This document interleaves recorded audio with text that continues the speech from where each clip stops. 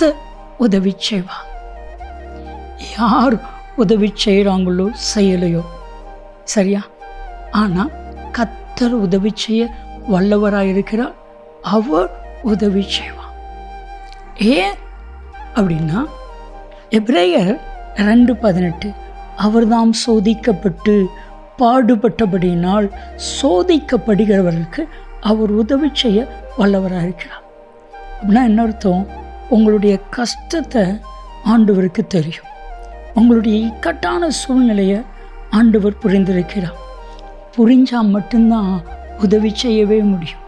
மனுஷங்க உங்களை புரிஞ்சிருப்பாங்கன்னு நினைக்கிங்களா? கூட பிறந்த சகோதரனோ சகோதரியோ உங்களுடைய பிரச்சனை புரிய முடியாது. அவங்கவுங்க பிரச்சனை தான் பார்ப்பாங்க. உங்கள் பிரச்சனையை பார்த்து உங்களுக்கு உதவி செய்ய வர மாட்டாங்க. ஆனால் கர்த்தர் உதவி செய்வார். கலங்காதிருங்கள்.